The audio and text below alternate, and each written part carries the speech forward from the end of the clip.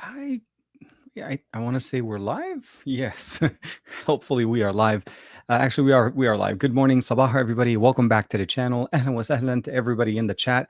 I'm already seeing some nice cross pollination between both the Arabic and the English channel. So thank you very much for everybody jumping in.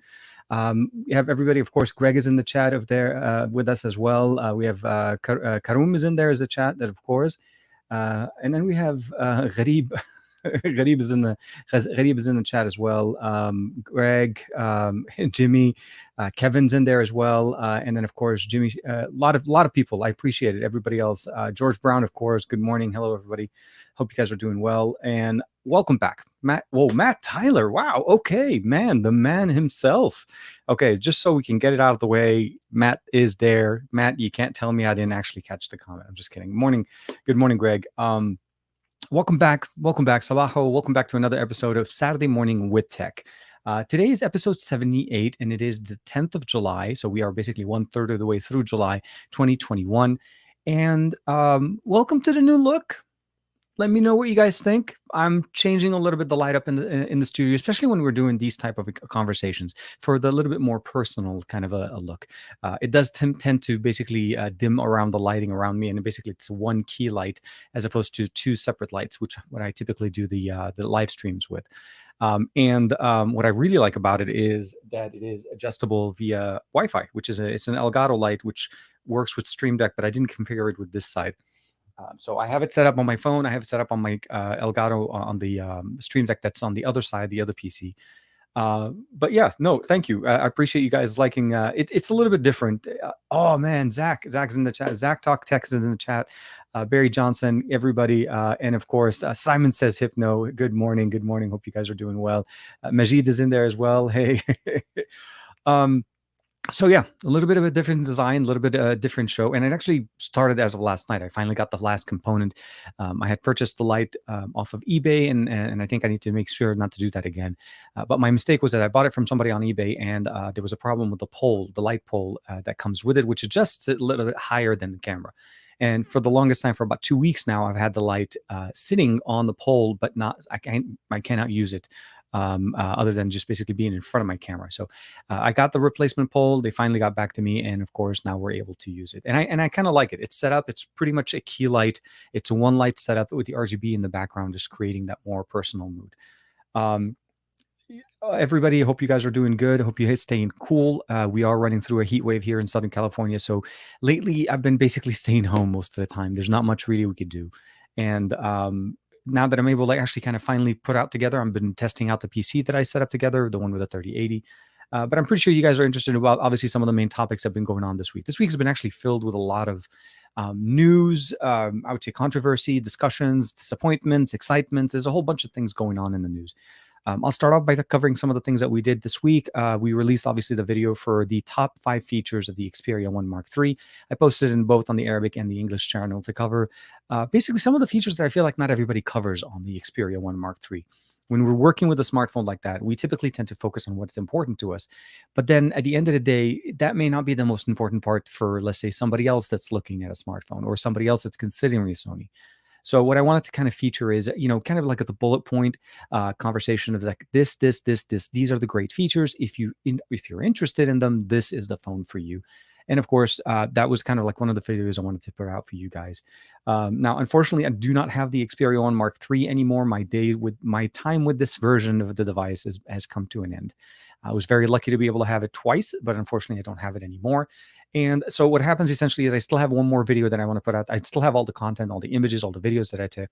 So that's going to be for next week, where I'm going to be pushing out my camera review of the Xperia 1 Mark III. So that was actually very nice. And it's come. Yes. So yeah, soccer matches, football matches. شو بالإنجليزي عنا باللغة Sorry. Majid is asking me to speak a little bit, slightly at a slower pace, as I didn't. In my mind, I'm still adjusting. So I say that basically is understanding the language when you're speaking at a much faster pace. So I typically speak fast. That's the way we do it here in California. So for me, the show is going to be interesting. Like I said, there's a lot of conversations going on. So that was the first video I posted. And then there was a little bit of a short video talking about the audio inputs. And that was more of a conversation between Juan Carlos and myself. We were kind of going through and we were talking about the inputs and why don't we just show and share how are the options, what options do you have when you're using the Xperia 1 Mark III? So you could use it with the headphone jack, or you could use it with the USB-C, so that you're able to basically have some options. You can charge the phone or run a battery on it and still have audio inputs and not necessarily lose a beat. Now, those are things that you can do. And of course, there was another short video that I posted for the Realme GT. They introduced a new feature, which is somewhat of an older feature, but something that we've seen with PCs actually a long time ago. And that's the ability of using a page, like a page file system on your PC, using storage or hard drive space, for the lack of a better word, as a somewhat of a suitable or a pseudo RAM configuration to augment the performance of the RAM. So this used to be something that you could do in the past with PCs, and now we have something like that on the Realme device. The one thing to keep in mind is two things.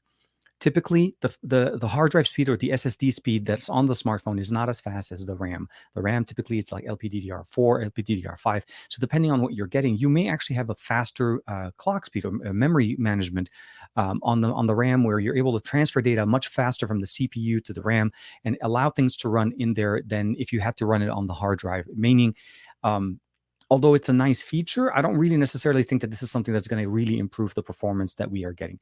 The phone that I got it on was the Realme GT 5G. Again, this already has 8 gigs of RAM.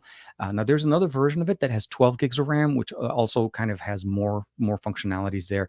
But I feel like at 8 gigs, Realme UI 2.0 didn't really need the additional RAM, but it's a nice little trick to allow us to actually have more RAM allocated. So basically, they earmark a certain number of gigabytes of hard drive space, and I think in this situation it seems to be more capped at 5 gigabytes. So if you want to, you could technically have an 8 plus 5 gigabyte configuration on the Realme GT.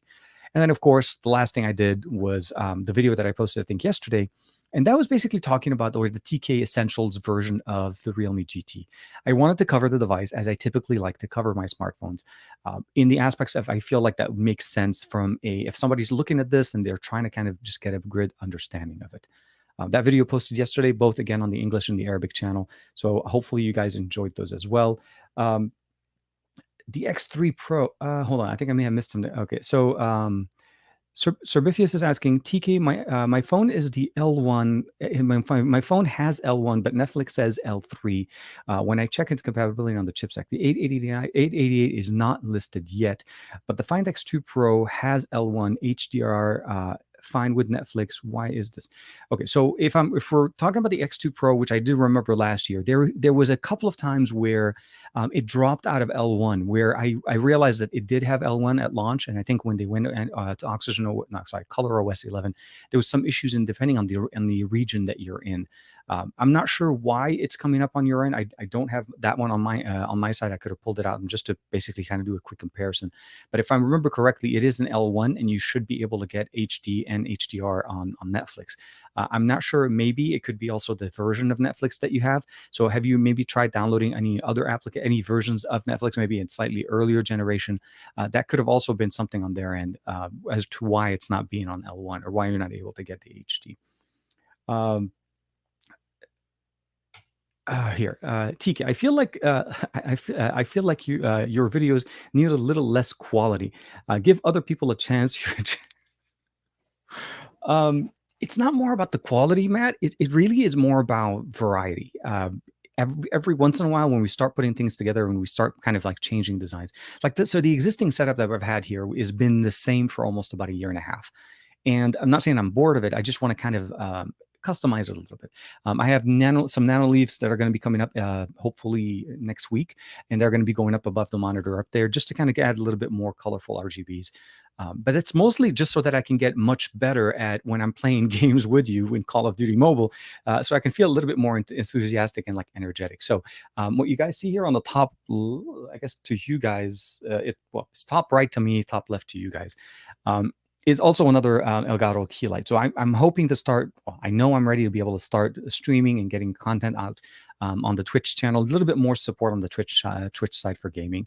I don't know if I'll end up bringing it over to YouTube. I feel like the the TK Bay channel doesn't necessarily have that type of bandwidth for that long of a duration. So yeah, we're going to be playing games. We'll be playing, and I will be playing in style, for the lack of a better word. So if I lose, at least I don't lose. I don't feel too bad. Um, Barry Johnson's in there. Hey, Dan, Air Guys TV is in there as well. One of my other buddies in gaming. We play Apex Legend roughly about twice a week on his stream on YouTube. So over on his channel, if you guys haven't had a chance to check it out. So yes, uh, but yeah, yeah, Marilyn's in the chat in there as well. Sorry, I was just reading a quick question. So Biffy is asking a quick question. Last question, I promise. My phone has a 40-watt charger, but the official charger brick in China is only with the official charging brick in China only. Could I get a Huawei UK plug and still achieve the max 40-watt charging, or do I need to check the amperes and voltage? So I think I may have missed the version. So okay, I take that back. If you were still talking about the Find X2 Pro, no, you can't use the Huawei charger. It actually is you have a better luck using a OnePlus charger or a Realme charger than a Huawei charger, and that's because they typically use similar technologies. Like the brand new one, the one that we just got with the Realme GT, this little 50-watt charger works on both the Realme GT, the Find X3 Pro, and the OnePlus 9 Pro. All three devices use the same tech. So no, switching over to Huawei for a charger won't help, and checking the voltage will also won't help. As each company is using their own proprietary technology for wire charging. Unfortunately, they're not. I mean, with the exception of Qualcomm, really, and a few companies that are relying on Qualcomm tech, like Asus, an example, we're not really getting a standardized charging technology. But Realme, Oppo, and OnePlus are all BBK technologies, and there's a lot of heritage. I'll say this: the Realme GT as a smartphone, realistically, the moment I held it in my hand, I had a little flashback to the OnePlus 9 Concept One that I had a chance to play with when I was at CES a couple of years ago, and the Find X2 Pro. It has so much of that feeling. Now, it's a flat display. It's not a curved display. That's one thing. It's a 1080p flat display with 120 hertz, not a QHD. But you get what I'm trying to say. There's a lot of heritage here. Again, Realme UI 2.0 is a very clean derivative of ColorOS 11 with some of the optimizations that we get there. So that's also something that it's really nice to see. And now that we know also that OnePlus and OnePlus and Oppo are going to be combining ColorOS and Oxygen OS development to be part of the same team, we're more than likely going to start seeing some crossover features between both devices. It may not be as clean as what we see with the Chinese variant of OnePlus devices, which have actually crossed over to ColorOS in China. So Hydrogen OS is no longer there, where those are some of the kind of conversations going in together. So yeah, it's one of those things you have to kind of keep in mind when you're looking at devices. You want to basically play the technology correctly, and unfortunately, Oppo again this will not give you that speed. Let's just say that you'll be able to charge your phone. It's just you won't be charging it at the 50 watts. And if I'm not mistaken, I take that back. It is the Find X2 Pro was 50 watts. So yeah, definitely. Um, Jimmy's saying I'm still using the 15 watt. You know what? Honestly, the fact is, I'm not going to lie. There's quite a few times where I don't actually have a chance to find the right charger, so I do end up using other chargers to charge my devices. And at the end of the day, the three chargers that I keep at my desk, and this is very honestly, there's three chargers that are plugged into the wall next to my desk that I'm running USB cables from. There's the Oppo 65-watt charger that I got with the Find X2 Pro from last year. I'm still using that one. And then I also have the OnePlus brand new one, the OnePlus 9 charger, the 65-watt charger that also has PD up to 40 watts to be able to charge devices that support power delivery. And the third one is my 45-watt charger that I got with the S20 Ultra from last year. That was the 45-watt charger that also provided, obviously, it charges any Samsung phone at 25 since there's no more 45 watts. But the benefit there between those three devices is I should have basically a good compatibility between PD, proprietary chargers, and of course any kind of quick charge. Because I think the OnePlus charger is the only one that supports quick charge 4. I want to say, I could be wrong. Correct me if you guys know anything about that part. But yeah. Oh, Ranesh is in there. Good guys. Hope you guys are doing well. Here. Oh, Aditya says, I don't know how to read Arabic. I'm hoping the comments are relevant to the conversation.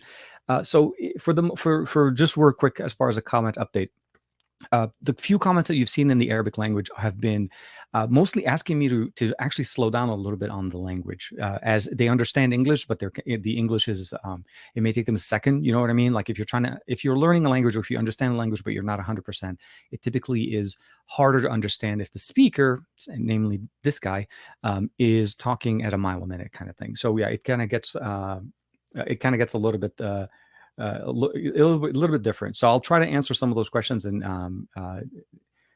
تحتاج شو okay. So there's one of the questions here coming in from Majid is asking me مقارنة الجوال الكامل كل يوم أكثر من نفس الشركة. Okay, I need to think a little bit more about that one. I'm not sure if there's a little bit of a dialect, Majid. Majid, if you don't mind, just maybe restating that in a little bit. I'm not sure if you're talking about a phone or a charger in that question. But actually, here, there's a good question. CS asking, should I buy the Black Shark for gaming and daily use for those that have it good battery life? So the Black Shark 4, for the most part, is an overclocked Black Shark 3 from 2020. The reason behind that is the 870 processor that Black Shark decided to go with is an overclocked version. So it's running the same technology as what you had last year. So the main benefit, of course, are the two trigger buttons are not present on the standard model as opposed to just being part of the Pro. So if you're looking for it as a standard daily device, I think from a horsepower performance size, it's going to be perfectly fine. 5G compatibility. You're going to have decent amount of RAM, high refresh rate, obviously decent panel. The camera experience is where it kind of becomes a little bit of a different conversation. Gaming phones are not typically known for their camera experiences. So if you're thinking of this phone and you want, I would say basically just a good camera, not necessarily with some of the best camera experiences, I feel like the Black Shark 4 should be able to provide you that experience. It does rely on some of they've done it in the past where they've relied on Xiaomi technology for camera processing. So it's not going to be a bad camera experience. It's not going to be like the Mi 11 Ultra. Let's just say that. It's more gaming focused. So yeah, definitely Black Shark. I would go for that if you're considering getting a phone like that. Thank you, Majid. I appreciate it. So yeah, Majid here is just confirming, just saying thank you very much. What you're saying is true. It's more of an affirmation, so it's definitely very nice, and I appreciate it. Montreal, Canada. Hey man, good morning and bonjour, mon ami. Naresh is in there. Hello. Earl Owens, man, good morning. Sorry. Good afternoon. If I'm not mistaken, I think Earl, you're a little bit later in the time zone. Jimmy Shaheen, ahlan wa ahlan to all my fellow Lebanese people. Yes, I don't know if you guys probably know. I mean, I'm assuming you knew, but if you didn't know, I was originally born in Lebanon. I came here when I was like around 17 years old. So I have a good amount of years living in the country and just enjoying the culture and everything. And yeah, it definitely very much. I did not know that we had somebody from Lebanon jumping in. So Jimmy, أهلا وسهلا. إن شاء الله تكون مبسوط. إن شاء الله تكون مرتاح. والله يساعدكم. إن شاء الله تكونوا منيح كمان. إن شاء الله منيح. Yeah, so for that reason, why I speak Arabic, French, and of course English. But the British English when I first came in, when I first came to the US. Muhammad Hasim is in there as well. Majitik, amazing, Habibi, ahlan. So George Brown, good. I'm appreciating the fact that that's a beautiful segue, George. So Nintendo Switch OLED is interesting. However, is the OLED screen on par with today's latest flagships minus the refresh rate? So I'll cover the specific answer that you have in there with the fact that I was initially like. I mean, I'll say the reality of the matter is I fell for all the hype in the sense of I was truly anticipating, so I looked at it from the sense of this. I bought the first Switch and I still use the first Switch. It's actually still functional. I know it's 4 years old. I know the fact that obviously it's not as big. The kickstand falls off every once in a while. The Joy-Cons are obviously going to drift every once in a while. That's also a thing. But I like my Nintendo Switch. And what I felt like was at a 4-year cycle, right? 4 to 5 year cycle, you typically expect a new version of the device, a new version that is actually an upgrade, not necessarily a cosmetic, like a minor tweak here and there. So when I saw the hype, when I saw all the leaks or potentially looking at a Nintendo Switch Pro, I was super excited. Now, I'll be very honest with the fact some of the specifications that we were shown were somewhat, I would say, far-fetched. but still exciting. And I think that's what happened to us when we watch leaks or when we read articles and look at some of those things. So I was truly looking forward a bigger, more improved internals, 4K supported, 1080p to 4K. Let's just say this much: I was hoping 1080p or 4K export, signal out of the dock. So if you're docking your Nintendo Switch, that was something that I've always wanted. I felt like when I connect the Nintendo Switch to a 55-inch 4K TV and I'm getting a 720p resolution output, I don't know how well that experience can be after 4 years. After in 2021, and I realized that for the handheld mobile experience, Nintendo doesn't really have a lot of competition. They have variations on it, but they don't have competition. They are pretty much the standard, the de facto um, experience when you're looking at a portable experience. So the Nintendo Switch for me it's an amazing tool because it is what it is. The fact is I can take off the controllers, and that's how small it is. It's a tiny little display, literally the size of an external monitor. And I'm able to play games. I'm able to, enjoy my movies. There's a whole bunch of things you can do with it.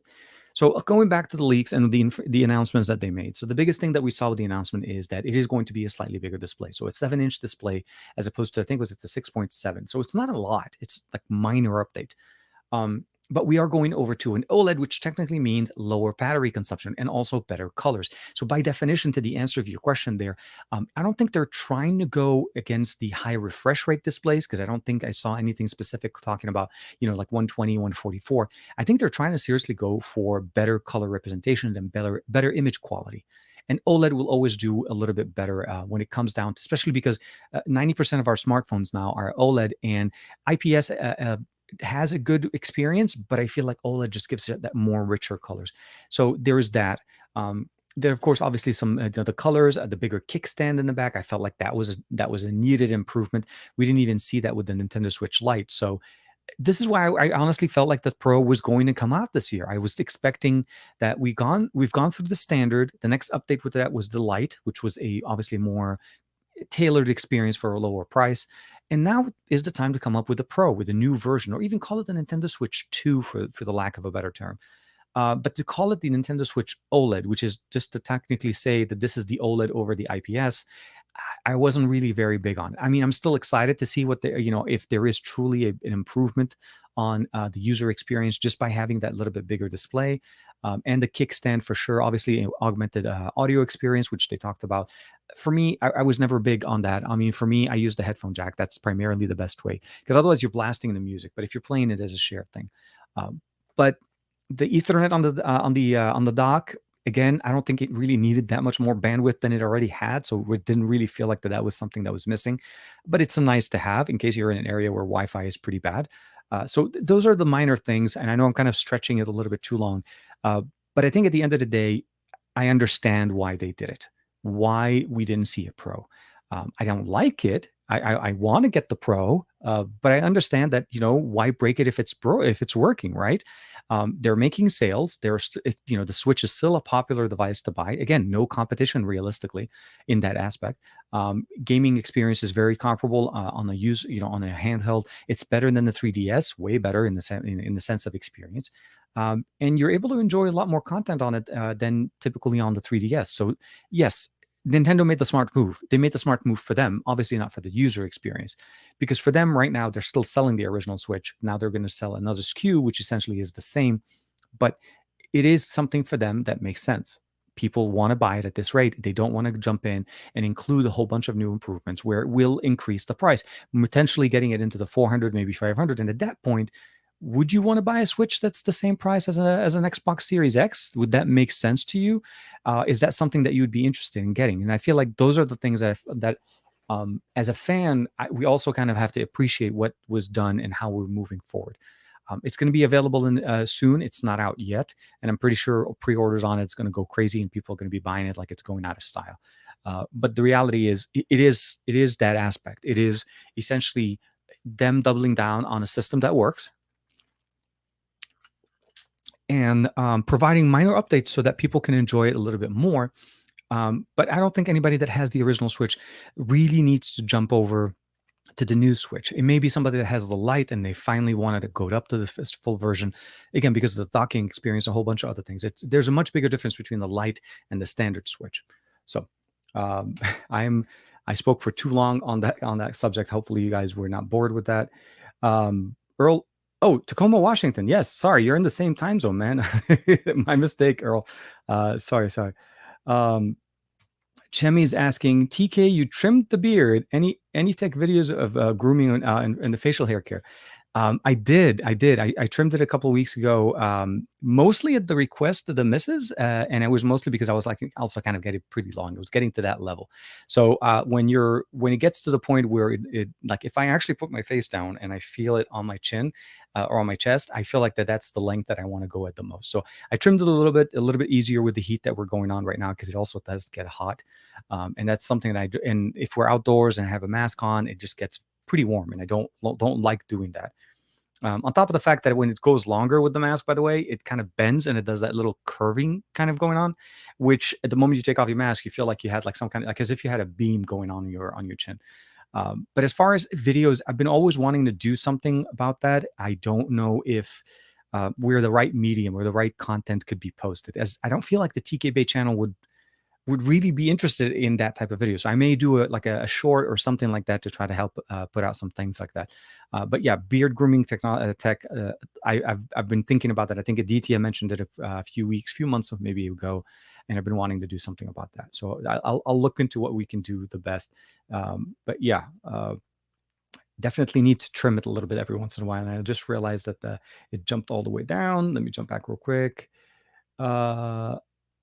Okay, so I think Finn Jacobs is talking about. Okay, so Serbifius is asking a question. This is actually very interesting. It's been in the news this week. Obviously, the OnePlus conversation and having them being removed from Geekbench. Removing the OnePlus 9 and OnePlus 9 Pro, in my opinion, it deserves the OnePlus statement. Was awful. Seemingly blamed user feedback for its happening. So the conversation that we're talking about obviously is there has been many articles posted, and obviously some content, some benchmarks also posted on different certain websites talking about the fact that the OnePlus experience right now is being tailored. And what I'm talking about, I'm not talking about necessarily, like not tailoring the device, but it's actually the performance of the smartphone to get a certain experience. And it was being done basically on an app by app basis, and where the device wasn't allowed to run a specific app on either the performance core, the high performance core that we have on the 888, or the three mid tier cores that basically they're considered to be more powerful, and they're putting them more on the fourth cores. They're basically if you had to kind of think of it as you have the quarterback, the defense line, and then you have I guess your side players on the side. So the short answer is the experience has been tailored without the user input, meaning we can't control it. But it was also not advertised, so we weren't really looking at it in the sense that people were like, "Oh, okay, so we got this in the update." This was something that was told. It was people are expecting it. And then of course it was reported on it, and then of course this kind of goes back to the conversation that we've had I think a few years back, where there was some conversations going on where OnePlus was manipulating some of their data when it came down to game bench, or basically a benchmark application. There was a certain performance mode that was enabled internally when a game bench application was running for the device to perform at a higher performance than what it is. um, at the end of the day, the way we look at Oxygen OS, we have to understand that OnePlus's main goal in life is to provide a certain specific experience. It's essentially speed, which is what they've always been talking about. Also, performance as far as giving you long battery life. That's one of the other things. Now, what Serbifius is actually saying here is OnePlus's response back essentially was that they are trying to fine tune, or I guess the best way to explain it is they're tailoring the experience on a per app basis on the device to allow the battery to last longer and then still provide a comparable experience to the user on the user end. Now, believe it or not, most people that have used the OnePlus 9 and OnePlus 9 Pro probably didn't notice the difference in performance. This was mostly brought up based on the fact that obviously, when we get a phone and we run it through a benchmark, that's not reality, right? I mean, we know this, that benchmarks are especially synthetics benchmarks are truly intended to give us a point in time. It is not a true performance on a day-to-day basis because when you're using your phone and you're moving it from one place to another, a whole bunch of circumstances, a whole bunch of things change. Battery percentage, brightness, connectivity to the internet, also how much storage you have on your phone. There's a lot of things that factor into that. So having them being removed there, because they're obviously playing around with some of the settings in there. I think obviously Geekbench can do whatever they want. This is something on their end. They felt like they did not want to contribute to that conversation. I feel like that's where it is.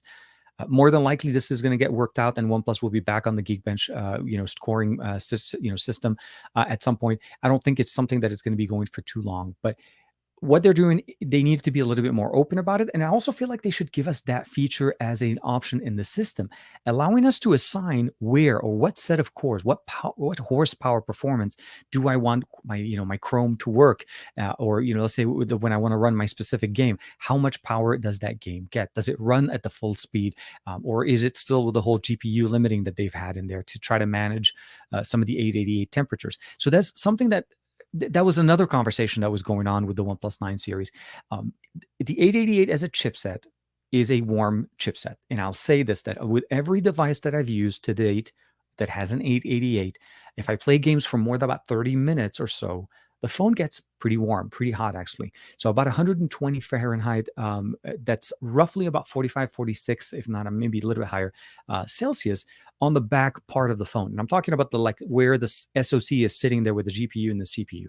So OnePlus's approach to limiting the GPU was to try to combat the temperatures, because it's trying to balance out the performance to the user experience.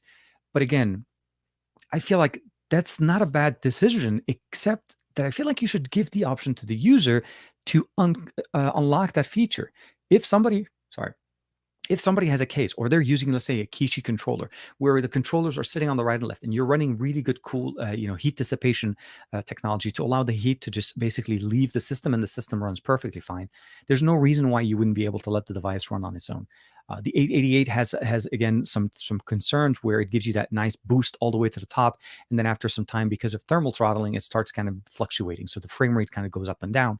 And OnePlus didn't want to do that. They wanted to give you a good, consistent 60p frame refresh rate. So are they right? Are they wrong? I feel like it's a communication thing. And I feel like if we had an opportunity to know about it, as opposed to just having it being done to our devices without necessarily getting the option to contribute to the conversation by means of basically giving us those toggles. And I think this could still be a conversation that people can have. So either way, this is something to talk about. But thank you. Thank you for bringing it up there. Fit at 180%. Okay, I think I'm missing some. So Saad Benanis is actually mentioning, okay, here.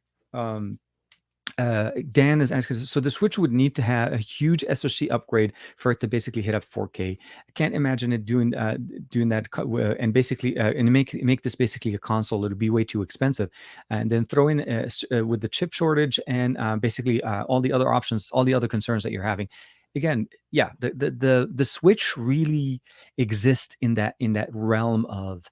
I think at 720p, again, with the small form factor, I'm talking, this is literally about the same size. I don't think the new Switch is bigger. I think the bezels around the screen are bigger, are smaller. Hold on, let's turn on, let's see if we can turn on the display here. So yeah, so what we're looking at here is a bigger display with smaller bezels. I think the footprint is still the same. They're still using the same rail system here to be able to side load the control, the Joy-Cons. The pad on the back here is going to be basically all halfway, almost like a Surface, basically tablet, and it props open a little bit better. And of course, the controls, the buttons, everything, the heat, the heat dissipation there. And I think you still obviously have the games in there. I think if I'm not mistaken, we're still going to be able to add an memory card. And it does. Oh, sorry, that was the other thing. It will have more internal storage. I remember that. That was one of the other options. So in case you wanted more internal storage, so for sure, definitely. Alpha, I think, had a question. So please, yeah, if you have a question, please put that in there. George Brown, if Nintendo makes it a 4K completely, okay, hold on, let's see. So George is commenting back. If Nintendo made it a 4K completely, the price would have been crazy. Hence, sale number would probably be really would be low, obviously because of the low, basically because of being too expensive. And I thought that was what Dan was mentioning. Essentially, is the technology needed to provide that type of tech may not be something that they're able to put in there, especially with the shortage, the chip shortage. And the fact of the matter is, because they kept certain things the same, this is something that they probably already have a lot of stock for. So the display is obviously going to be new. That's something new. Obviously, they do buy those probably more frequently than the chips and the motherboards and so on. So those are certain things. And then, of course, the RAM chip is going to be changed now. Not the RAM, the storage chip, since they're going to be increasing it. So we'll have to see again. I think they're going to be. I don't doubt that they're going to sell. That's the thing. I think Switch is still popular.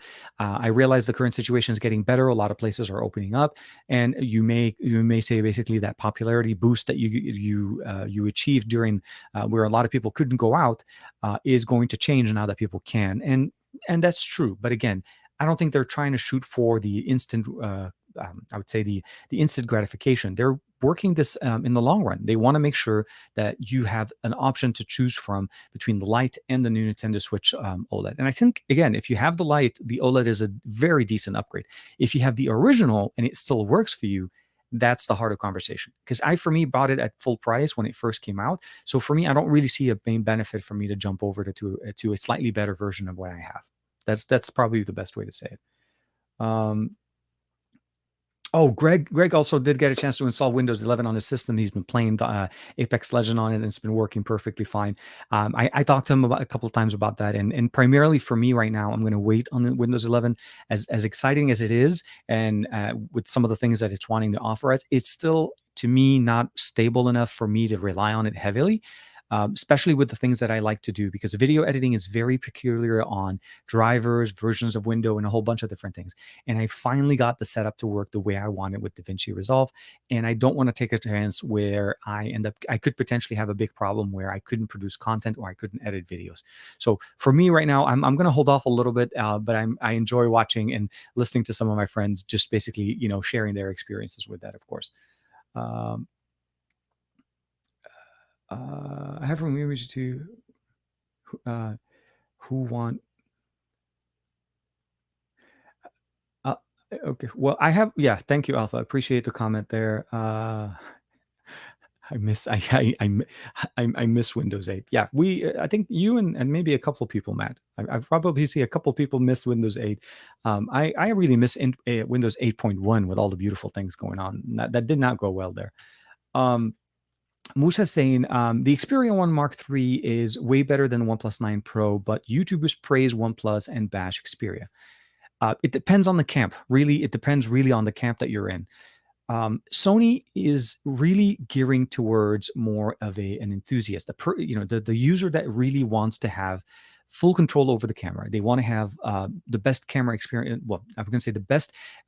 The best display technology, the best, obviously the 4K 120, and there's also the ability of adding RAM, not RAM storage, the ability of having a 3.5 millimeter headphone jack, that water resistant, the toolless SIM tray removal, and of course just overall the best experience you can get, or even use it as an external monitor, which is something that's very nice.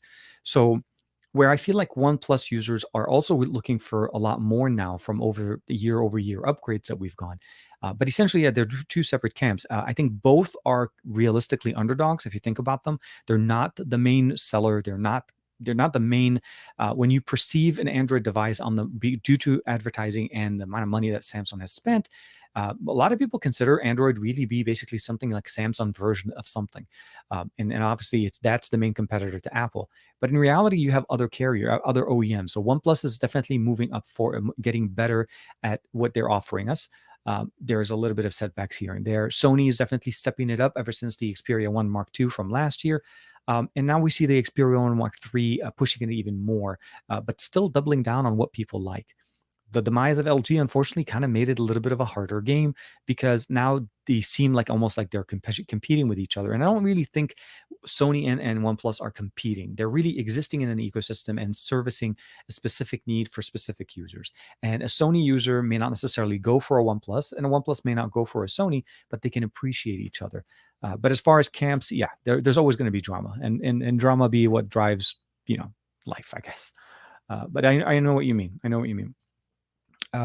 Let's see here. Ah, So if I get the 65 watt anchor charger for brick for my Meizu to try, I get a full 40 watt supercharge. Is this worse than using the Meizu proprietary? No. As long as your device is able to detect the charger and allows itself to charge at the full speed, you're perfectly fine. I'm not very familiar with Meizu chargers. I haven't had a chance to play with the Meizu smartphone for, I would say, seriously, like almost 7 or 8 years.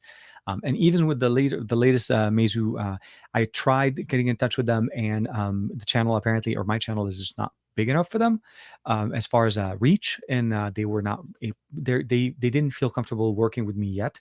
But I would have loved to check. So the short answer is this: if your device recognizes the charger and it works, then I think you're good.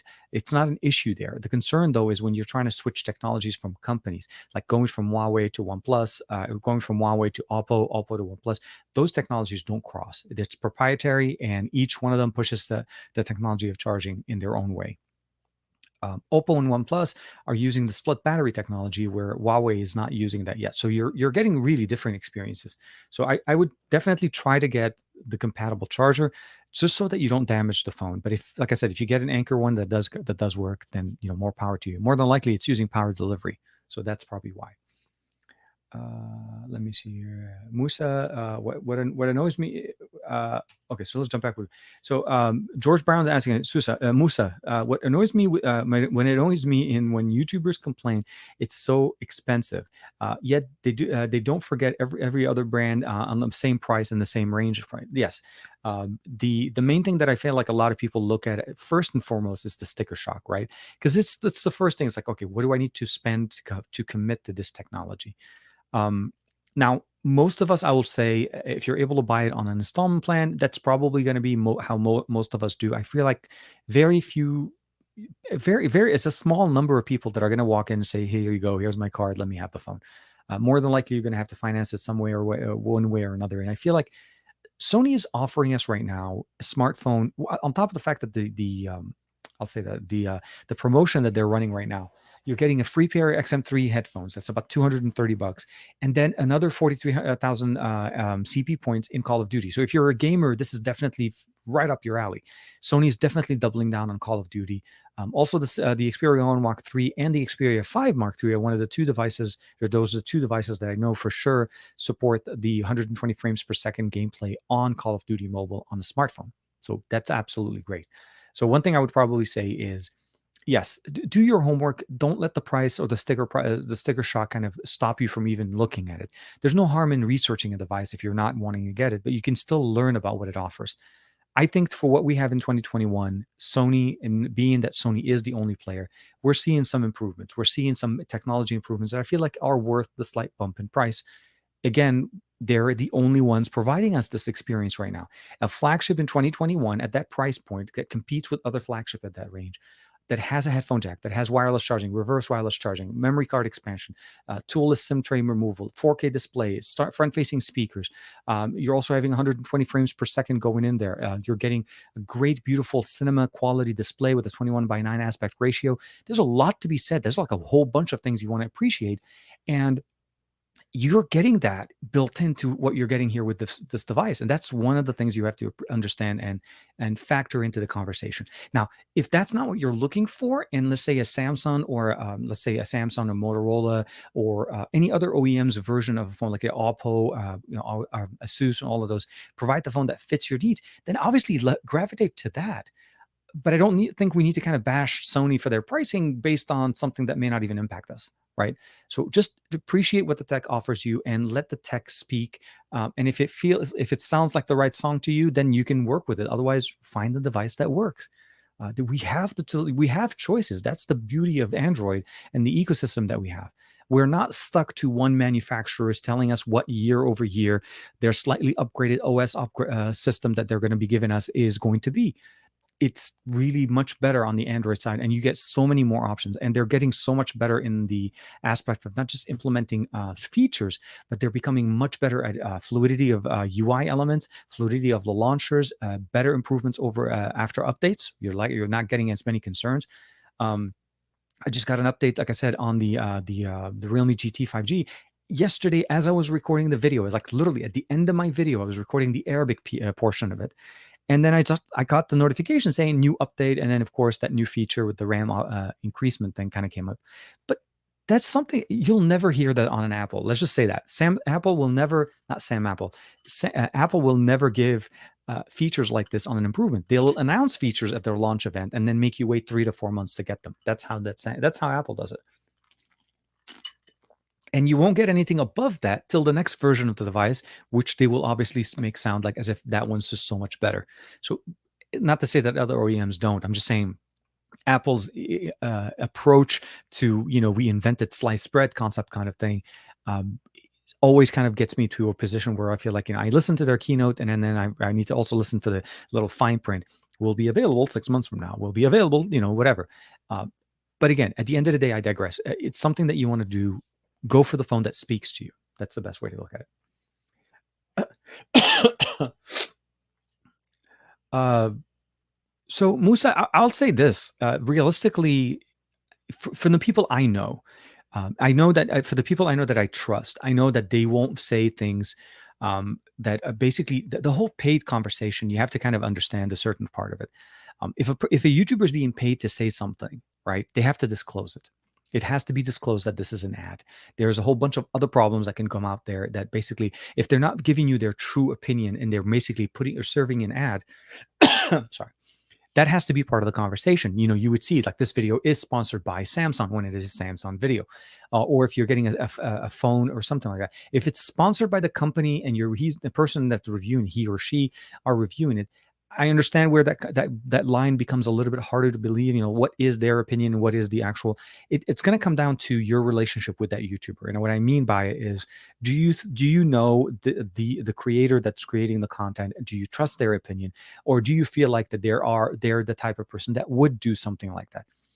I think as a brand, it makes no sense for any brand to try to serve an ad without making sure that it is an ad, because it will backfire. This is something you have to understand. There's some legal ramifications that come up if something like that breaks up. It breaks that, somebody's being paid to say something and they're not disclosing it.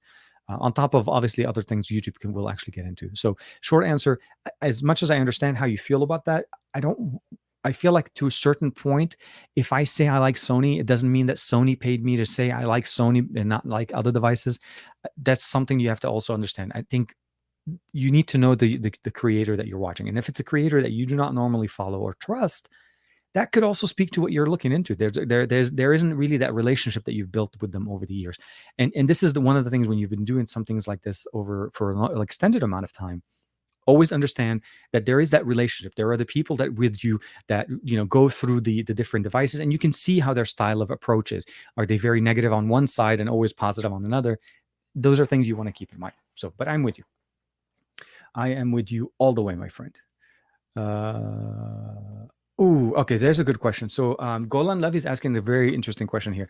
TK, the OnePlus 8 Pro or the Oppo Reno 5 Pro camera and overall performance? Based on the fact that the Reno is not running a flagship processor, I'm just going to kind of throw out numbers here. So the Reno has been shifting over to MediaTek processors for some time. From sheer performance on camera and features, I feel like, well, I'll take that back. Okay, let's take one step back. Performance. The OnePlus 8 Pro absolutely kills it. Camera experience on the OnePlus 8 Pro is definitely one of the better ones. It's not as good as what we have now, but it's still one of the better options. The cameras that they have there are definitely very good. The color science is much improved. Although I feel like the Reno 5 Pro 5G, which I'm assuming is the one that you're referring to, the 5G edition, does not have as much horsepower and fluidity from the sense of just performance, because it's not running an 888, an 865 as we have the 8 Pro. Does have somewhat of a better experience when it comes down to camera, because Oppo's color science or camera science. And that's, I'm hoping what's going to happen is with this whole collaboration between Oppo and OnePlus. So if you were talking about where we are with those two devices from 2020 and you're looking at an overall experience, I would probably still say the 8 Pro, mostly because of the horsepower, and you're more than likely going to find it at a very reasonable price. Now, specifically to the Reno 5 Pro, if I'm not mistaken, the 6 Pro was just announced not that long ago in China, so it's going to more than likely be coming to the international market. You may want to wait and see how the 6 Pro performs. I don't have one myself, so I wouldn't be able to share any insight, but I can tell you that at least being so close to something that could potentially be coming in the near future to the international market, that could also be another game changer, and that may actually sway the conversation back into the Reno side. But if you're considering both, I would go with the 8 Pro. So let's see what we can do here. Let me see here. Let me okay. So we're starting to get some spams. Please, please, please, guys. Let's keep this cordial. Let's keep this organized. At the end of the day, there's no reason to spam the chat. And actually, speaking of which, let's talk a little bit about the giveaway. I do want to talk about the giveaway because I feel like there's some information.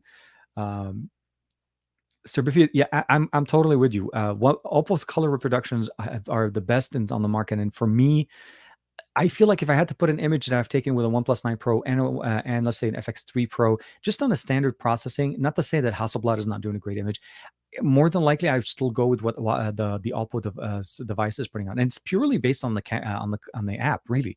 So I'm really hoping more of a conversation between the two. But Oppo, sorry, I'll say this: OnePlus is catching up. OnePlus is getting a lot better. The 9 Pro is definitely one of their better options that they have on the market. So I'm not against it at all. So regarding the giveaway, so I did mention it. Yes, I think Thursday on the best of our week with Juan, we talked about it a little bit. There was a little bit of I want to say an error on my side of misunderstanding what the intention or how many devices that the company was willing to give out. So this is Realme and basically me working through a PR company with them. The short answer is I put out 5 devices last Saturday because I was actually going on a statement that they made, and I did not have enough time to get a confirmation back from them, being that it was over the weekend and so on. So I erred on the side of caution and I announced a 5 device, which to start with, 5 devices is a lot. So 5 Realme GTs that are going to be given out to 5 lucky winners on the channel with the giveaway that's going on. And then later this week, during the week, I talked to them and they're like, no, we want to make sure you understand it's 10 devices, not 5. So it's actually double the devices. So yeah, the surprise to my end was, this is great. I'm like, this is great news, right? But it makes it weird to have to kind of go back and say, well, by the way, it's not 5, it's 10. It's great news to come back with. Obviously, you don't want to hear the opposite side of that. But I think it still kind of needed its own announcement. So I announced it on Thursday night over the best of our week. And then in the videos that I put out yesterday in both the English and the Arabic, I also did make the update to that. I made sure people were aware of it. And now the Gleam, the Gleam link that we have at the bottom of the description does have the information showing that it is going to be 10 winners selected, not 5. But I will say this.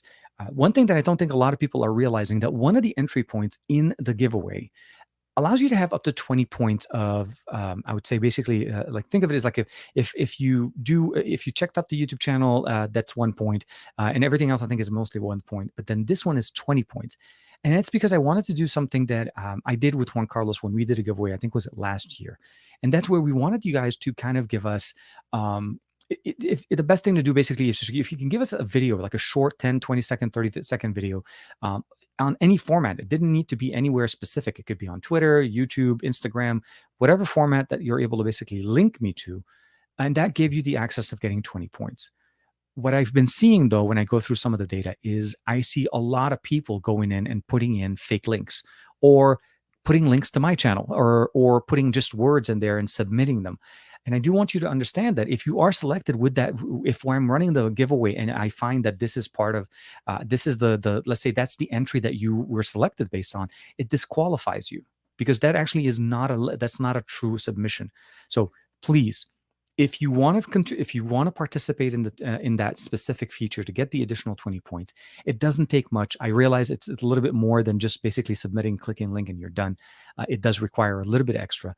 I saw one video that was posted yesterday on Twitter, and I was really happy to see that, because that was the intention of this. And then when I went into the Gleam to start looking at some of the other selections, because that kind of reminded me to go check, I was very surprised. There was a lot of bad entries in there to claim the 20 extra points. I'm just letting you guys know. I don't have time to go through. There's thousands of entries in there. But if it is the one that is selected, and it is the selection that you put in, if I'm saying you, no specific person, that unfortunately will end up being a disqualification because you did not honor the requirement there. So just be understanding that putting something in there, although gets you the number, will not get you to the end. So hopefully that makes sense to you guys. Absolutely, yeah. Oh, Gary's in the chat, man. How you doing, man? Sorry, I didn't see you earlier than that, but yeah, thank you. Yeah, there's no reason to try to game it. The option is there as a bonus. It was a bonus before. I removed the bonus feature mostly because I felt like people weren't seeing what it was. They were doing the first but not getting it. Not to try to stretch it out. The giveaway ends tomorrow night, or the entry time for the giveaway ends Sunday tomorrow night at midnight Pacific Standard Time, so my time zone. So that means Monday morning we're going to have a nice little chat. I'm going to try to make it so it'll be a quick live stream with everybody, and we're going to do a live selection of the 10 winners with you guys. I'm not going to try to do this on my own by myself. We will do it live, and we're going to go in and basically I'll try to get in touch with the 10 winners. So the short answer is this. Is this something that we can do more? I would love to, and I want to make sure to to get more engagement from other companies. So hopefully this will open up more giveaways for you guys, and we can do something to give back to you guys. So that's the main goal, and of course let the community kind of grow with that. Of course, Geeky Nassim, yeah, please, if you guys can, please don't. Let's not try to.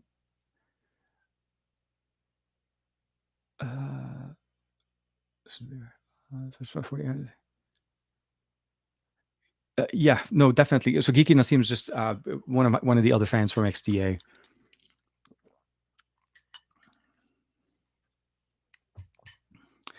Matt Tyler's okay. So guys, make sure you get this. Matt Tyler is promising us a video entry with him doing backflips. I would love to see that. Make sure you make sure you do that slow-mo backflip so we can get that, and we'll add some nice montages. We'll do like a backflip, front flip, all of that. We'll do that. Or like I said, the goal of it is essentially it's more just to show engagement. That I think that was primarily what I was trying to show, or what my goal was. This it's not just to kind of get a list and check off boxes and so on. It's really more about engagement. The purpose of this giveaway, for me at least, was to allow people to have devices to help them create content, enjoy them. It'll be some people are going to have these devices, and it'll be a much better improvement or an upgrade to a smartphone that they're using. And I have had a whole bunch of people reaching out to me, letting me know obviously how much this would help them out. And just to reference, and I make sure everybody understand, I don't actually have the 10 devices. These devices will be shipped out from Realme. And the devices, the winners will be selected randomly via the system on Gleam.io. I am not manually selecting the winners. This is something that you probably is a given, but I feel like I just want to repeat it so people don't misunderstand and think I have an influence as to who wins or who doesn't. The only thing that I'm able to do, and this is specific, is to validate the entry on which the person won. So if the entry that they got in there is a valid entry, they did meet the requirement for it. Like I said, the 20.1 was a video, and if your selection is you're picked based on that function, and that video is not a video, that's the only thing that I'm able to do separately, and I would have to redraw. So I will invalidate that entry and verbally, basically initially invalidating the person's entries, because they wouldn't be able to win. They don't qualify for that specific entry. So let's go back real quick here. 6.5-inch Matt doing backflips is worth at least a phone. You know what? It is. It absolutely is. And we'll make it happen if we can get Matt to do those backflips. And like I said, we just need to have proof of it, man. We just want to make sure that it's you doing backflips, not some CGI video, where your face is on top of somebody else's body and stuff like that. Joey B, man, hope you're doing well. I'm exceptional. Okay, we're building up Matt to a point where he actually may try it. So if you're going to try it, Matt, please be safe. I don't know if you are or don't, but yeah, Matt, if Mac backflips, then Derby is crumpling. Oh my God, we're bringing football into the conversation. Does this count if I land on my face? It's a backflip, my friend, but I would not recommend you doing that. That would not. I would imagine your family and yourself would not be happy with this, and I no, I wouldn't. I would, of course, I don't want to. I want to make sure that you're safe. But if you know how to do a backflip, please, I would be interested. I don't, and I will never even attempt it. The only time I've ever done a backflip is when I'm jumping into a pool, and that's because I know the pool will not hurt me. That's how life is. Chemi's jumping back. I think maybe all the actions might be valid, even if the winner got the winning entry with one valid. If the winning entry is valid, that's valid. That's not what I was referring to. And I'm not going in to see if, let's say, somebody got one winning and then the other ones are invalid. It's the winning entry. If the selected winning entry is a 20-point winning entry with a video link and there is no video link, that's the disqualification. But if you are winning, I think Gleam doesn't show me every entry by the same person. It only selects one entry. So each entry is a chance to win. So if you're able to get all the points, but let's say again that 20 is, because it's a much bigger score, you have a higher chance of getting selected with a 20 point than it is with a 1 point. That's the reason why I made the incentive even higher. So to speak to what Chami's comment is, yeah, he's right. If the selection of if the entry that you're selected for is valid, you did actually meet that requirement. Absolutely, peace. Even if you have an entry that says 20 points is, and you don't, then that one doesn't qualify. It's the winning entry. But like I said, as long as the winning entry is a valid entry, then we should be fine. And Chris Lopez is actually saying, yeah, Matt, please do not hurt yourself, of course. Sarvan is actually a TK love. Are Apple chips like the M1 overpowered and wasted? So the M1, depending on the technology that you're using, if you're using the M1 chipset on their PC devices, I don't feel like they're overpowered. I think they're pretty much straight on optimized to what they're trying to do. Essentially, it's a mobile processor that's giving us a desktop experience with the battery life of a mobile processor. So you get the long battery life. You no longer need to have the cooling the same way you normally have it on the PC. So the MacBook Air, MacBook Pros can benefit from those. I don't think they're overpowered. I think they're just pretty much hitting the spot. They were engineered or they were designed in a specific requirement to meet the power hungry devices that they sell. So specifically their laptops. On the iPad though, I feel like it's a little bit of an overpowered processor because they're not giving you the performance of a laptop on the and I'm talking about running basically, obviously Mac OS, not iPad OS. You're not getting the same benefits on there. And I feel like the M1 is maybe a future-proofing approach that at some point we'll have an option of running Mac OS on obviously on a MacBook, on an iPad. But when it comes down to what they're showing us right now, with the performance improvements between DaVinci, between Final Cut, creators, everybody's been basically raving about it. I think it's definitely the chipset to beat right now when it comes down to low power consumption, long battery life, and of course mobile life and so on. I myself don't have the M1s. I still have my Mac as the i9 model, and I feel like that still has enough power for what I needed. Although I'll say this, my Mac feels like it's going to take off every time I'm doing barely anything on it because the fans kick up to 100%. That i9 runs hot. So there's a little bit of both. But it depends on where you're getting it. Right now, the M1 is definitely a good chip for Apple, and it's doing great.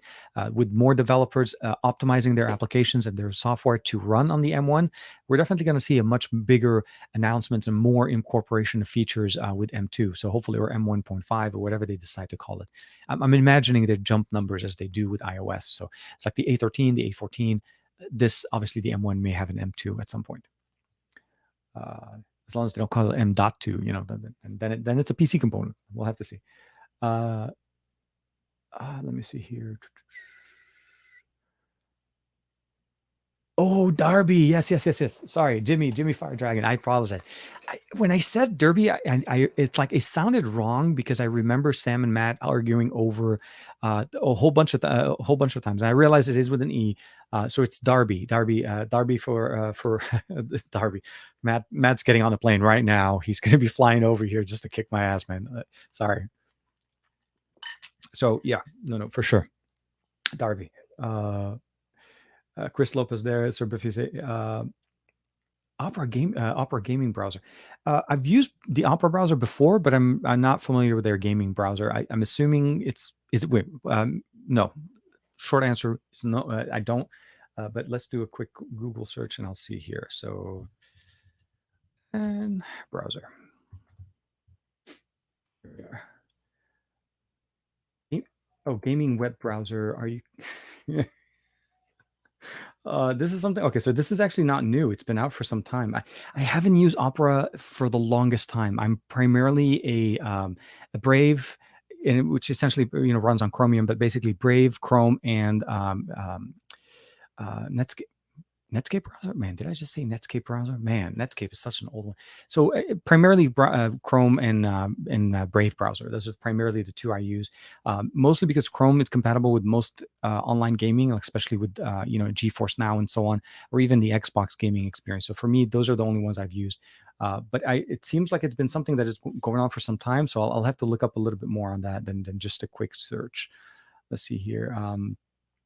Derby is the city where Matt lives. 22. Okay.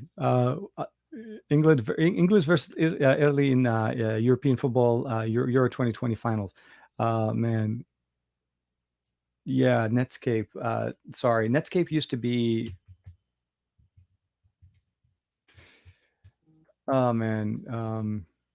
If you're not familiar, let's see here. I don't even know if Netscape still exists. So Netscape was a browser that was basically what's it called? It's a browser that was it was actually one of the more popular ones. So basically, it was either Chrome, Netscape, or some of the other options that you have the option of jumping into. So essentially, it's another browser like Chrome, but it's not. Yeah, SoulSeek. Sam is in Italia in Italy. Um,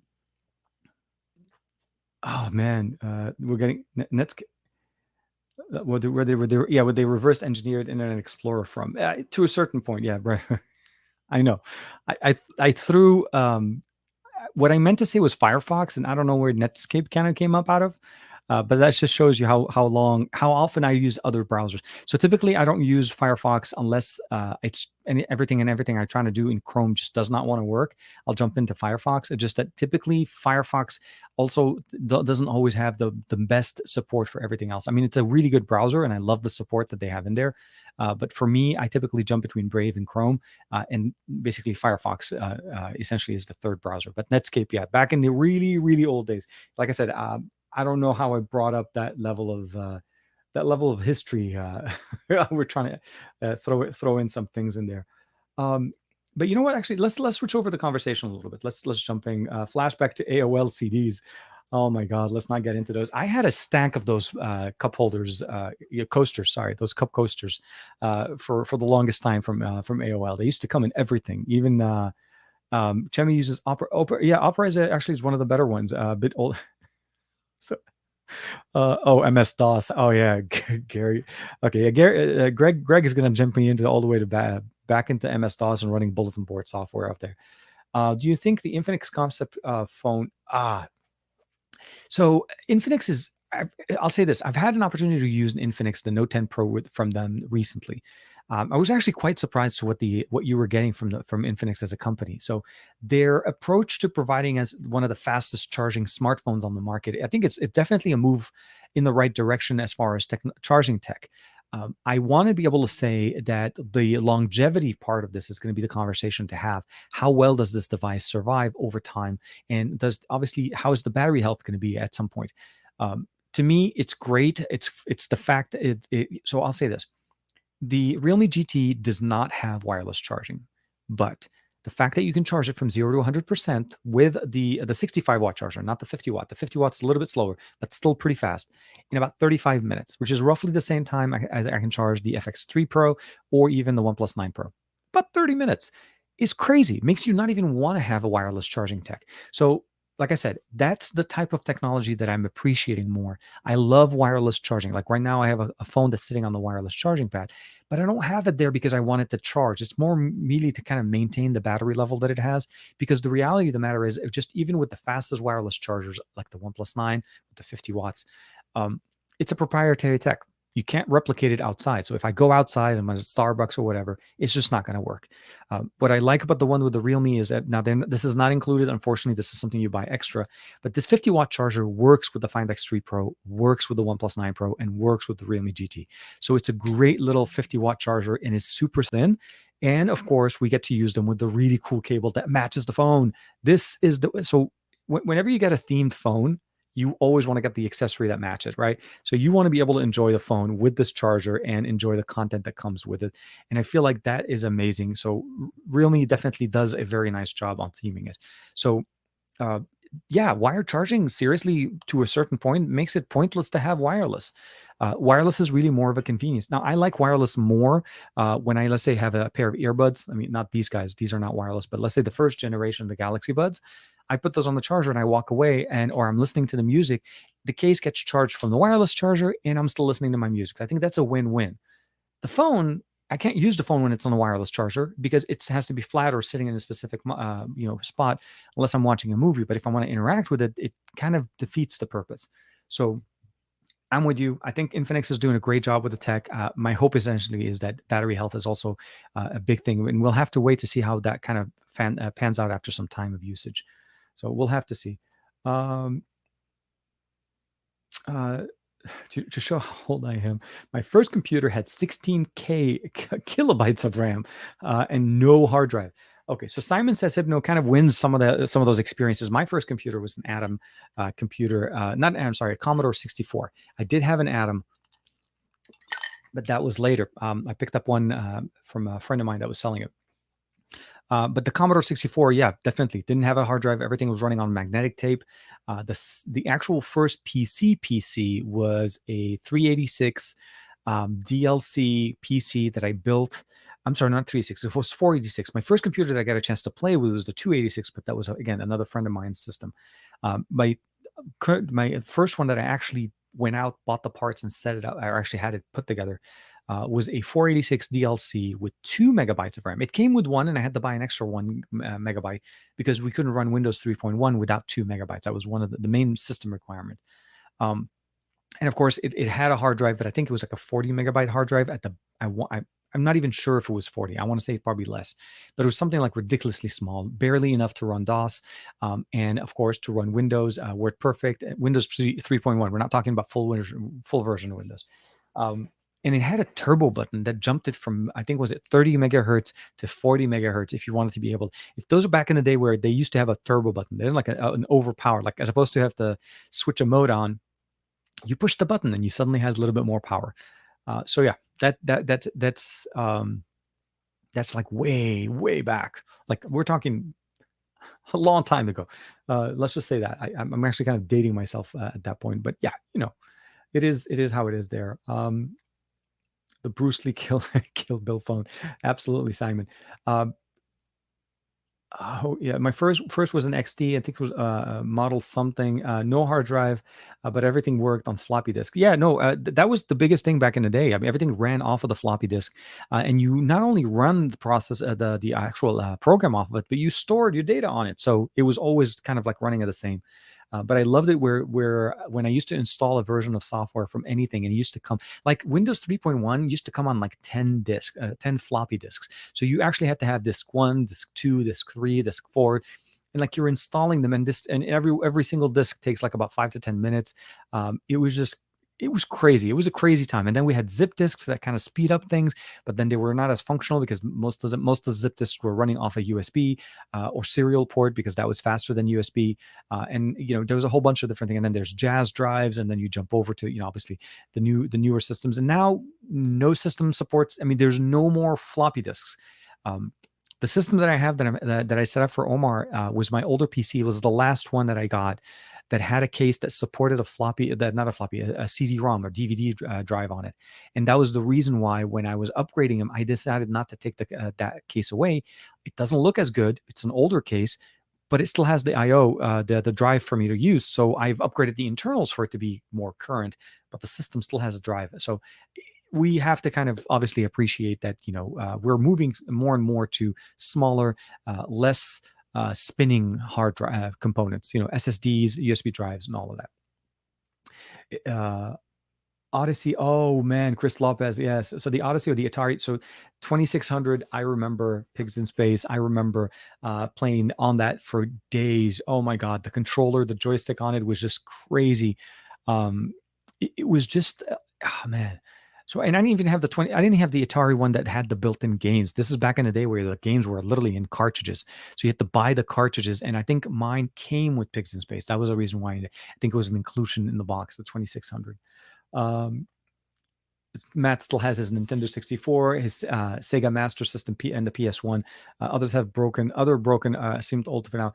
So the oldest system that I actually have that could potentially work, and I need to try it out, is the Xbox, the first Xbox, and that was one that I experimented a lot on upgrading. Let's just say that. That was really, really nice.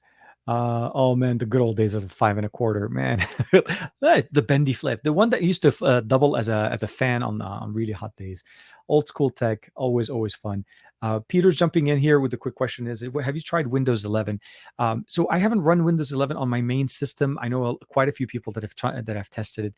Overall, performance-wise, though, from what I've seen, is he's pretty stable for an early build. It's just not 100% yet. I wouldn't run it on your daily driver unless you have all your data backed up and you're comfortable at some point or another to have to figure out how to get things to work. And I'm mostly concerned about drivers and specifically, like, not just the game, but like anything that's specific that you do on your system that is not the general norm, like browsing the internet or something, like, let's say, like an older program that you've used in the past and it doesn't work. Sometimes they don't necessarily work right away. So excited to see what Windows 11 is offering. I don't have it yet, and I think it's mostly till I'm done setting up everything correctly on my system, and I'll maybe experiment on. I think I said I was probably going to see if I can get the Azul PC that I have to install it. It should be compatible with it. I have enough RAM, but I need to double check. So, but yeah, no, I don't have that yet. Sorry. Oh, okay. So, Donald Lazina, man, hope you're doing well. So the other thing I wanted to kind of cover today, which was something that I also had a chance to find out some information on, which was really nice. So as you guys know, Juan Carlos, I am a super popular phone person. Oh, speaking of which, I don't know if you guys noticed, I'm not wearing a watch, so a lot of my notifications are on my phone, and I don't have a way of actually interacting with them. So unfortunately, no, none of those, nothing I need to interact with too much. So Qualcomm has a program called the Insider, Qualcomm Insiders. Okay, so this program is intended to be for, obviously, like really, I said, like supporters, enthusiasts, people that really like Qualcomm devices, like the Snapdragon devices, smartphones, the quick charge technology, the new Snapdragon sound that they talked about as well. And they did an announcement on the 8th this week of a new phone that was developed. So the phone is an Asus phone. It's developed in conjunction with Qualcomm, and it is featuring Qualcomm hardware, but it is an Asus phone. They wanted to be specific about that content. So the phone itself is essentially a way to showcase all of the Qualcomm technology. So to me, that was first kind of like, and when I see that, first thing that hit me obviously was the Google Play Edition smartphones from Google, right? They were basically flagship smartphones from OEMs that ran stock Google experience. And I think Samsung was there, Motorola was in there. And a lot of us really felt sad that that program kind of ended. It was a very short stint kind of going on. Um, so as usual, Islam is actually saying, is it worth 1400? So here's the question. This phone isn't marketed to compete with other phones. This is not a phone that is intended to come out and say, I am better than XYZ. This is truly a showcase. This, I think, for the most part, will not sell as many phones as you think it is. And I don't think Qualcomm is trying to do that with this phone. They're not obviously trying to produce a phone with Asus or in collaboration with Asus to compete with other Asus phones. This is truly intended for insiders right now. So it's for the fans, for the super fans that really want to get the best experience. It also is the first device to feature the Qualcomm sound, the new technology that Qualcomm is trying to innovate in the wireless field. So where we're starting to notice that time over time, the headphone jack is disappearing. Sony is one of the only ones keeping us going with the really good DAC supported headphone jack. But the fact of the matter is, 9 times out of 10, I mean, I'll take that back. The Realme GT does have a headphone jack. That's one other feature that they have. But those are things that we don't necessarily see anymore. So Qualcomm's trying to shift into improving the ecosystem for wireless sound, for low latency gaming experience level sound from a Qualcomm pair of headbuds or earbuds. So this new device will feature also, it comes with a pair of earbuds. So it's not just the phone, but it's also a very nice, expensive pair of earbuds that you can get with it. So when you look at the price, you have to understand that it's a bundle. It's not just a phone. Now, I'm not thinking the headsets are going to be, $500 to make the phone 1,000, but it could be between, $200 to $300 for those earbuds. So that maybe realistically puts the phone around 1,200, maybe $1,100, depending on where you are. But the short answer is, when you're looking at it, it's truly a showcase. It's intended to be a showcase of the technology and what you can do. But it's a showcase that you're able to pick up if you want to get one. That's the thing. This is different than what you see from other companies, because this is again intended to showcase all of the Qualcomm tech. One of the other things that they actually have in here is truly allowing this phone to run on any 5G technology across the world. So we're talking about ultra wideband in US, in Europe. We're talking about 5G in China, US, Middle East, Europe. Anywhere you go where there's 5G technology, this phone should be able to pick it up. And from I remember correctly, it actually has bands that are not even fully active in Europe. So you have to understand what this is intending and what it's trying to do. Is it considered to be a phone that you should consider on for your daily driver? I probably would say nine. I would say maybe 8 out of 10 of us will probably not want to get this phone, because it's such a it's a masterpiece. It's a masterpiece of what Qualcomm has to offer at this point. Um, there was some discussion as to why does it not have the 888 plus? Why is it showing it with the 888 only?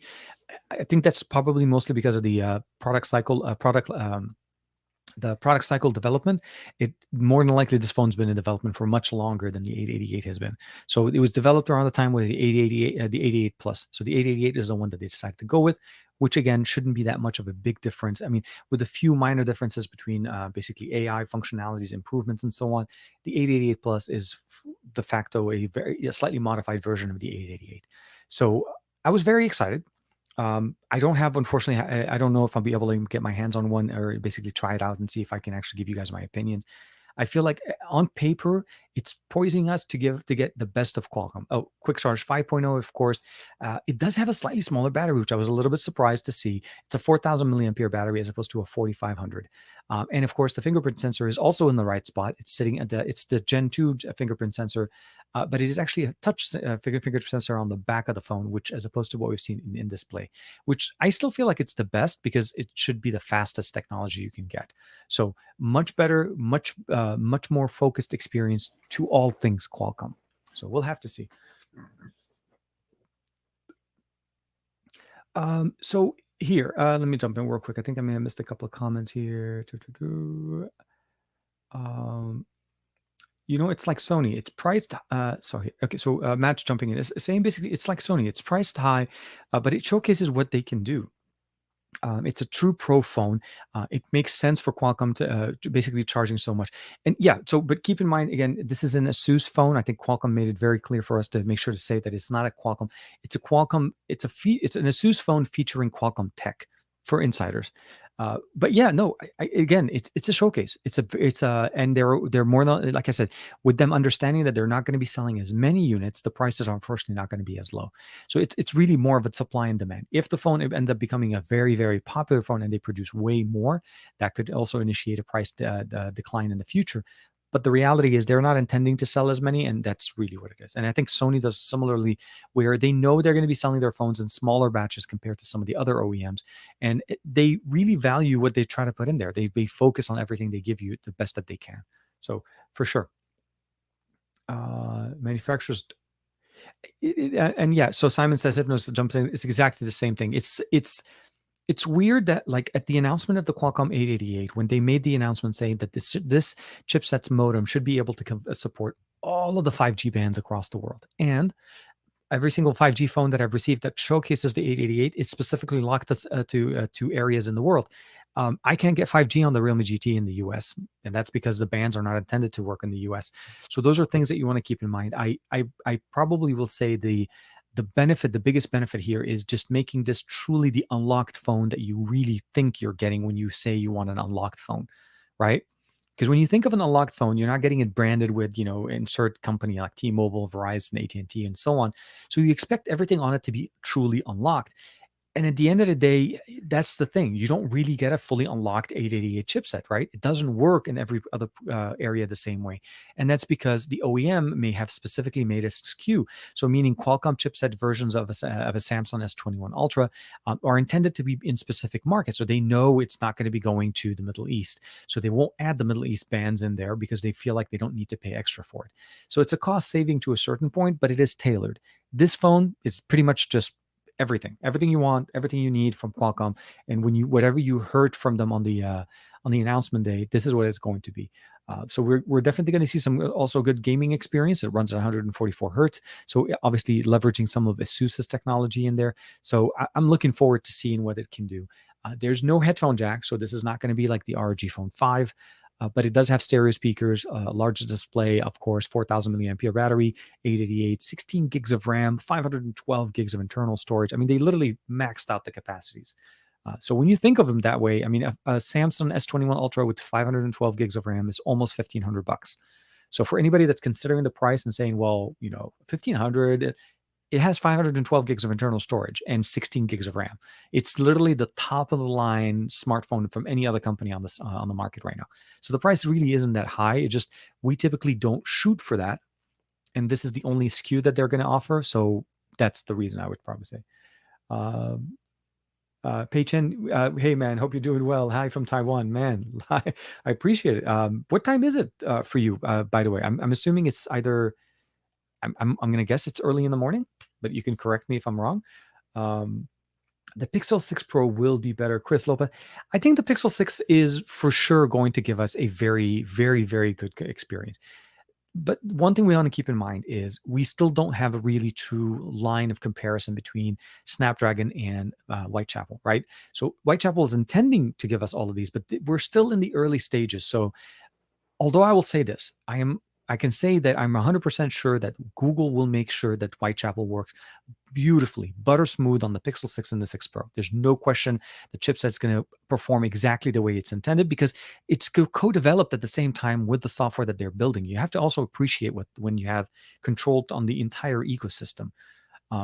Smartphones to start with are not going to give you basically one flavor. So when Samsung takes Android and they're trying to implement it into their devices, it takes them a little bit longer. It also needs to be obviously skinned with One UI. Pixel doesn't need to do that. They augment. There are a few features that are added in there. Keep in mind, this is something we always need to understand. Pixel, although being the most clean or stockish look, still has some augmented features that AOSP does not include. So those are things you want to keep in mind. But it is still considered to be the de facto, what Google wanted us to have, the flavor of Android the way it's supposed to be. It's like, the base that everybody builds on. I'm not trying to make it sound bad, but it's the vanilla of the ice cream world when it comes down to operating systems. Everybody adds to vanilla to make vanilla their flavor. So that's essentially what it is. I love vanilla. Just I'm not trying to make it sound like I don't. Joey B, love the aesthetics. I love it too. Catch up on my free scum if you can, please, Matt. Okay, hold on. Let me see if I can catch it. Oh, here it is. Okay. A video is required for the 20 points for the giveaway. But if you if you are camera shy, as long as you're recording something, it doesn't have to be your face. As long as it's an actual video, it counts, TK. So the requirement in the comment that we had in there for the entry itself is so that you're able to tell me why you would like to win the Realme GT. So I take that. I'm with you. If it's not your face and you're showcasing something that you want to basically showcase in the video, but as long as we can hear your voice talking about answering the question, what it essentially is the question, that will be sufficient. Obviously, the intention for this is essentially to be something you created, not something somebody else created. Like I said, some of the entries or some of the inputs that I was seeing in there, some people were just putting dots. They're not. They're Gleam does not have a validation to put in a link. Like it doesn't validate that you're giving me a link in there. I think somebody was putting a link to my live stream from last Saturday, which I appreciate, but unfortunately, that doesn't qualify. I'm actually by default, I am not qualified to enter into my own giveaway by definition. So yeah, your face does not necessarily need to be on camera. It's more about your voice. So you can basically be filming something and then just talk about it. Again, a very short video would be more than happy. You don't have to do this. Again, I do want to emphasize that this is not a required thing. It is a choice. And I just wanted to highlight some of the discrepancies that I noticed. That was purely what my direction was going on. So, but yes, hopefully that's the comment you're referring to, Matt. I think it should be. Oh, 2:54 a.m., man, on Sunday. I can't sleep. Well, I'm happy that you're able to hang out with us. Always happy to watch some tech videos. I appreciate it, man. I always appreciate it. And yeah, man, always. 8 a.m. Monday. Gary. Gary is so far ahead of us that he's at 8 a.m. on Monday. He's an hour away. He's waiting for Juan to get on and to do his SGGQA on Monday. Man, love it, love it, love it. Let me see here. Oh yes, okay. So I saw the comment. I think that he put it there and there. Uh, Thank you. Yeah, a few people were asking in the chat. Yes, thank you. I appreciate that. Yeah, the unless you're going to be doing backflips like Matt's promising us, so we're looking for that video hopefully before the end of day tomorrow. So for sure. But it is actually I can't believe it. We're almost at that time. It is that almost that time for our TKception. So if you guys are not familiar with it, first, obviously, if you guys are new to the show, you haven't checked out the channel before, make sure to hit that like. Make sure you share the show, as it helps YouTube metrics and so on and everything. But again, it just helps the show obviously reach obviously more people, and hopefully, as again, my goal is, as the more people we're able to reach, the better the other companies are going to want to help us and share more devices and more things. So that's my goal, to go forward through. We haven't had a giveaway for that. We have, the last time we did a giveaway was with Xiaomi, which was not that long ago, but that was something that I was very, very happy with, and I felt like it was really nice. Xiaomi was definitely very generous, and Realme is super, super generous again with 10 devices to give away. So if you haven't had a chance, please make sure to do that. But the other thing that we have here on the show, at about an hour and a half into the show, is something called the TKception. And this essentially is a nice little visual effect that we do with our live stream. So if you haven't had a chance to, just drop in the chat, just basically hashtag TKception. I think you'll see something like there. Jeff's just put one up himself up there. We have also Greg kind of giving us a heads up. Oh, TK, the TKception option. And we'll basically just go through, and this is kind of our way to start wrapping up the show a little bit as well. That's roughly how long the show usually takes. 94 people, 75, 77 like. Let's go hit that button. Of course. Thank you very much, Matt. Always appreciate it there. So with that being said, so like I said, this week has been a full week of a lot of news, new information, but then also some controversies, and I'm saying basically discussions over decisions made by brands. So at the end of the day, understand that what we have right now is a turning point in technology, right? The 888 is basically some of the peak technologies that we have to see. We're starting to see, unique devices like the Insiders program device. We're also seeing Sony devices that are featuring a 4K technology that is also a really beautiful display to enjoy content on it with a unique experience, headphone jack, all of the features that you want to have on a phone that typically get removed on a daily basis. That's something to keep in mind. You have to understand that you're losing these features more often than not. Then we also flip it over to a device like the Realme GT that takes a lot of the flagship. This is truly trying to follow the flagship killer. And I know it's a nomenclature. It's something that a lot of companies like to use, but this really meets that. This meets what we were thinking originally when OnePlus did the flagship killer. Realme is trying to really do it there. The Realme GT offers a lot of features for what they're asking for the price. Now, in the US, it's also available. Again, you just need to be aware the band support. So before you buy this phone, if you're considering it, make sure to check that the bands work in the market that you're in so that you get the phone that works and gives you the connections that you need.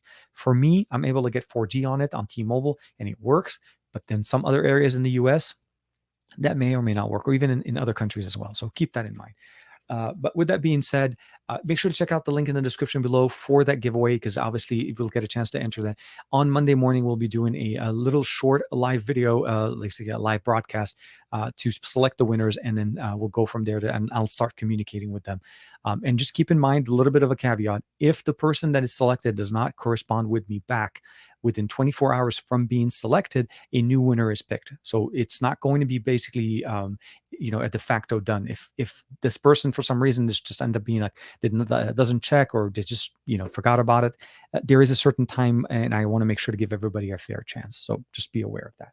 So let's go ahead and do the TKception. So we're going to turn it on, and let's select the display, and let's do this now. Yeah, there was a little delay. Always a delay. I can never get it to run. So this is essentially our TKception. I know I probably a few comments back. Let's go back here. Okay, so we're going to, okay, oh, sorry, take that back. Jeff starts it off with Jeff. Thank you very much, Jeff, for helping us out, being on the chat and kicking it with us on a Saturday morning. Greg, of course, Earl Owens here, and of course Dan Air Guys TV. Always my buddy in basically Apex Legend is pretty much he and I love just hanging out. We kick it, we talk. We finally figured out how to work out the audio situation. That was an epic thing. Discord for the win. So always good. Joey B coming in as well. TK or TK Experience, TK Summer, and TK Stay Hydrated. Oh man, honestly, it's crazy. The temperatures that we've been hitting, especially because I live a little bit more inland than most, which I'm basically about 45 minutes or so inland from the ocean. The temperatures get pretty hot. Like today, we're still over 100, so about 41, 42 degrees. So always appreciate there. Ranesh in there as well. TK-ception, TK Alpha Bay, TK Super Saiyan, Barry, right there. Always gotta appreciate it there as well. Chris Lopez, thank you, man. Appreciate it. TK-ception, TK Bay, and TK always power. I love it.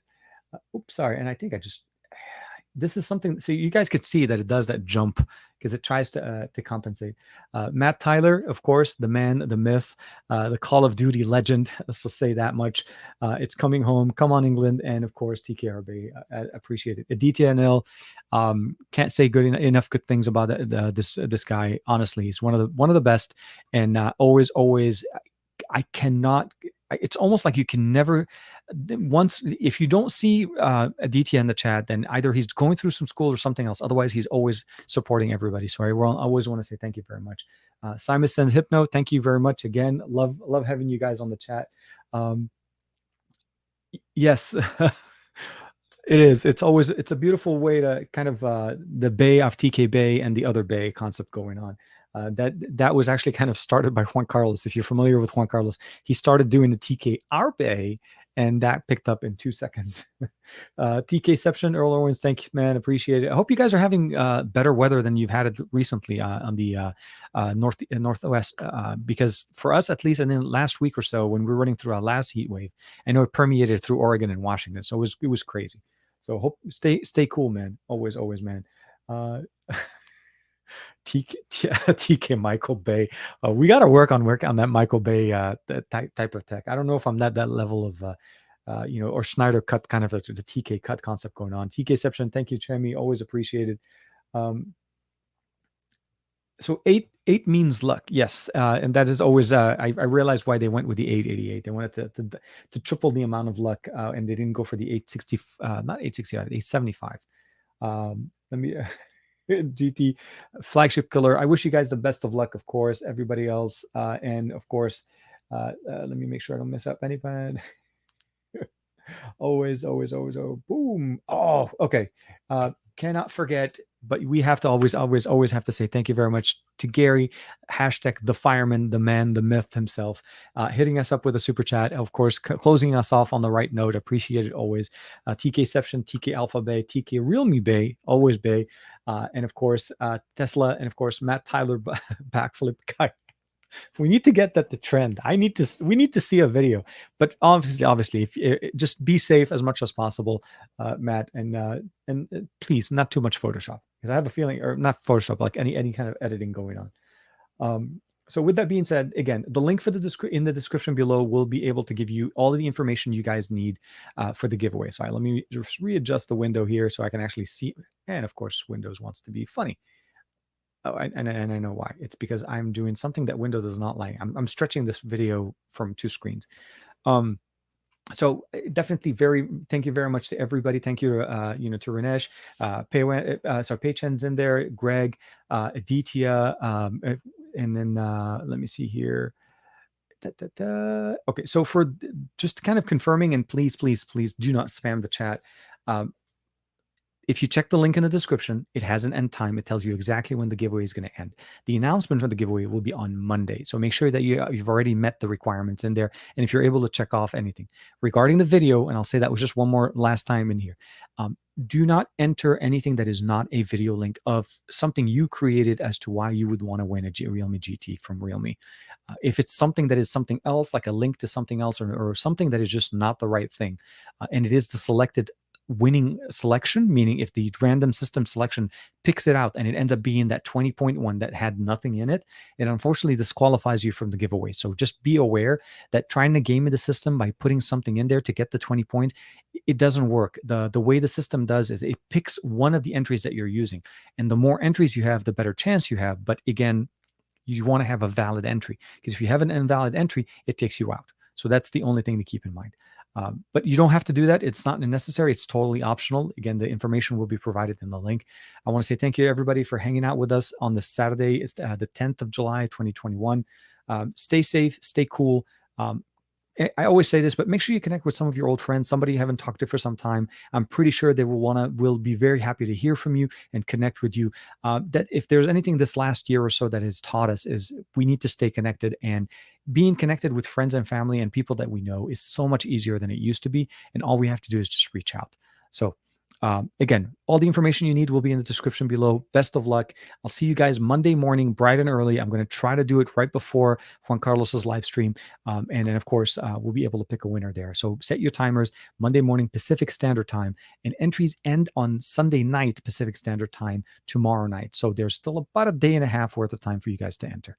I'll see you in the next one on the next Saturday. Well, not the best of our week, but a Saturday morning with tech, but also the best of our week with Juan. Take care, everybody.